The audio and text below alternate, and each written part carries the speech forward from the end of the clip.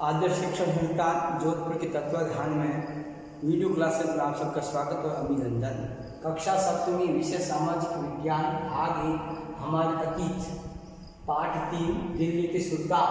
आज का प्रकरण सुल्तानों का अंतर्गत प्रशासन। दिल्ली के सुल्तानों का विशाल साम्राज्य था। विशाल साम्राज्य को चलाने के लिए उस समय के सुल्तानों को सूबेदार और प्रशासनिक लोगों की आवश्यकता थी। उन आवश्यकताओं को पूर्ति करने के लिए विचार करने लगे कि हमारे दिल्ली के प्रारंभिक शासक जो इल्म हुआ, जिसने प्रारंभिक सुल्तानों में सामंतवाद और जमींदारों को हटाकर वहाँ गुलामों को राजा बनाता था, सूबेदार बनाकर उनसे काम करवाता था। तो उन्होंने सोचा क्यों ना हम भी ऐसे व्यक्तियों का निर्माण करें। तो वह गुलाम शब्द का अर्थ होता है जो पूर्ण रूप से राजा या सुल्तान के ऊपर आश्रित रहने वाला व्यक्ति। और गुलाम वो लेकर आते थे, गुलाम को विशेष प्रशिक्षण देकर अपने गुलाम को सूबेदार या प्रशासनिक अधिकारी के रूप में नियुक्त करते थे। राजकीय पदों पर, उच्च पदों पर नियुक्त करते थे।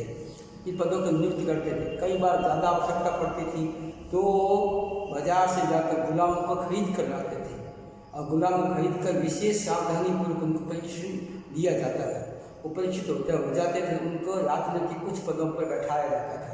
उच्च पदों पर बैठकर वह सुल्तान के अधीन सारे काम करते थे। सुल्तान उसका विश्वास पात्र व्यक्ति था। जैसा सुल्तान कैसा कहता वैसा वो काम करते थे। एक दूसरे पर निर्भर रहते थे, एक दूसरे पर विश्वास रखते थे। जिस प्रकार पुत्र भी पिता पुत्र पर इतना विश्वास नहीं कर सकता, मगर गुलाम पर सुल्तान पूर्ण रूप से विश्वास करता था। सुल्तान के विश्वास होने के साथ प्रशासन दृष्टि से खिलजी और तुर्गत वंशों के समय कई प्रकार के ऐसे गुलाम और आश्रित लोगों को अपने उच्च पदों पर बैठाते थे। तो उस समय आश्रित वर्ग के लोगों को भी लेते थे। आश्रित वर्ग यानी वह पूर्ण रूप से सुल्तान के ऊपर आश्रित, यानी उनके शरण में रहना, उनके संरक्षण में रहना। ऐसे व्यक्तियों को भी वो निम्न स्तर के व्यक्ति थे, मगर सुल्तान उस जमाने में उन लोगों को विशेष प्रशिक्षण देकर सावधानी पूर्वक उनको राजनीतिक उच्च पदों पर बैठाते थे। उच्च पदों पर आने के कारण जो उच्च वर्ग के लोग थे, जिनकी मन में हीन भावना आती थी कि हम उच्च वर्ग के लोग हैं, हमें ऐसे पदों की आवश्यकता होती, फिर भी हमें पद नहीं मिलते। राजा गुलाम और आश्रित लोगों को उच्च पद देते हैं। इनके बीच में इस प्रकार का टकराव होते थे।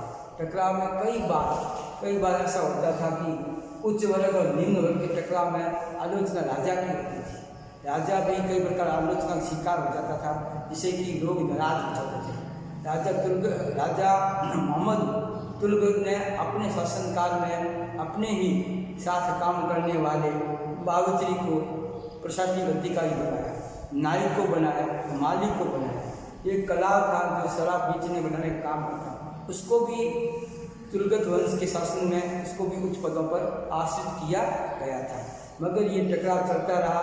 आश्रित में जो भी सुल्तान होते थे, सुल्तान का जो गुलाम व्यक्ति होता था वो राजा के लिए अपनी जान तक देने की तैयार। राजा का वह एक विश्वास पात्र व्यक्ति होता था।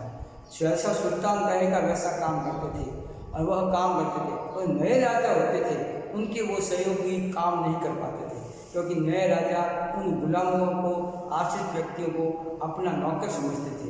इसी कारण उनमें टकराव होता था। टकराव के कारण उनको आलोचना का सामना करना पड़ता था। कहने का अर्थ सुल्तानों के आश्रित और उच्च वर्ग के लोगों के लिए वो व्यक्ति कुछ नहीं था, मगर सुल्तान के लिए आश्रित व्यक्ति और गुलाम व्यक्ति उनके लिए सब कुछ थे।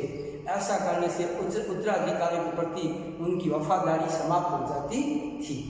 धीरे धीरे इनका राज्य बढ़ने लगा तो सेना नायकों के साथ मिलकर वह अपने राज्य की सीमा बढ़ाते हुए गए।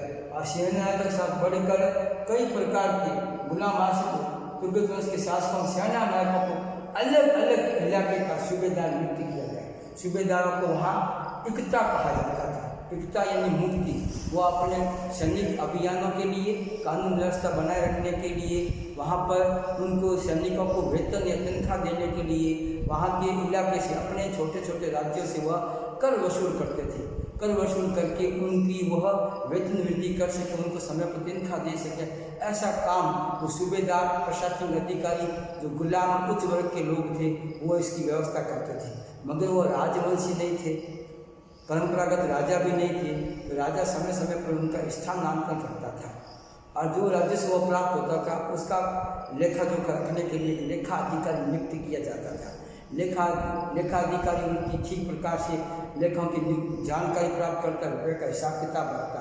उस हिसाब किताब में जितने सैनिक उनके साथ काम कर सके, जितने सैनिक उनके साथ रह सके, उतनी ही सेना, उतनी ही लोगों की संख्या उनके साथ रखी जाती थी, उतने ही लोग वहाँ रहते जिनका गुजारा आराम से चल सके।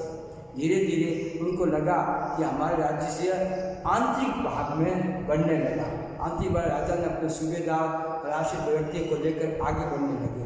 आगे बढ़ते बढ़ते राजा ने कई प्रकार के इलाकों, जो जमींदार थे, सामंतवाद थे, उन लोगों को कर के लिए, उनके अधिकारों को, उनके करों के लिए उनको बाध्य किया और बाध्य करने के लिए उनका अधीन लिया, उनका राजस्व अधिकार समाप्त कर लिया, उनके ऊपर कर लगाया और उनको कर लगाकर उन कर की वसूल करने के लिए आश्रित व्यक्ति, सूबेदार व्यक्तियों को रखा, उनसे कर वसूल करे और ठीक प्रकार से उसका लेखाकारों को हिसाब किताब दे और वहाँ सैनिक की व्यवस्था की जाए। यानी कहने का तात्पर्य यह है कि जो भी जमींदार थे, सामंतवाद थे, स्थानीय लोग जो धनपति थे, उनके भी कर वसूल किए जा सके।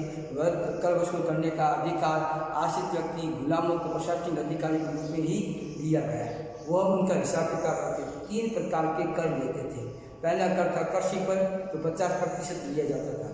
दूसरा कर था मेवश्याओं पर और तीसरा कर था घरों पर। ये तीनों कर लेकर अपने राज्य की व्यवस्था को सुव्यवस्थित चलाने का काम उस जमाने के गुलाम और आश्रित वर्ग के व्यक्ति, जो राजा के विश्वास पात्र, राजा पर निर्भर रहने वाले, मालिक के अधीन व्यक्ति रहने वाले, वो ये काम करते थे और धीरे धीरे राज्य की सीमा को बढ़ाने का काम प्रारंभ किया। ये जो जितना क्षेत्र था दिल्ली के आसपास का, वो राजा सुल्तान के अधीन था, मगर उससे भी बड़ा क्षेत्र बाकी था जो सुल्तान के अधीन नहीं था। यानी दिल्ली से बंगाल बहुत दूर था।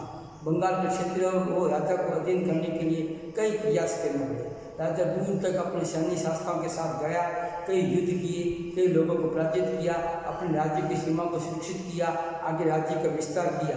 जो राज्य को विस्तार करता गया, क्यों सूबेदारों और जमींदार सैनिकों की आवश्यकता बढ़ती गई और गुलाम और आश्रित व्यक्तियों को इकट्ठा करके उनको उच्च पदों पर बैठाकर अपनी शासन व्यवस्था को सुचारू रूप से चलाकर काम करने लगा। इस प्रकार के सुल्तान ने दिल्ली के साम्राज्य को विस्तार रूप दिया। आज हम इतने ही पढ़ेंगे। इसमें जो गृह कार्य दिया गया है, आप ठीक प्रकार से गृह कार्य को समझकर करना। शेष पाठ है अगली वीडियो में आपसे बातचीत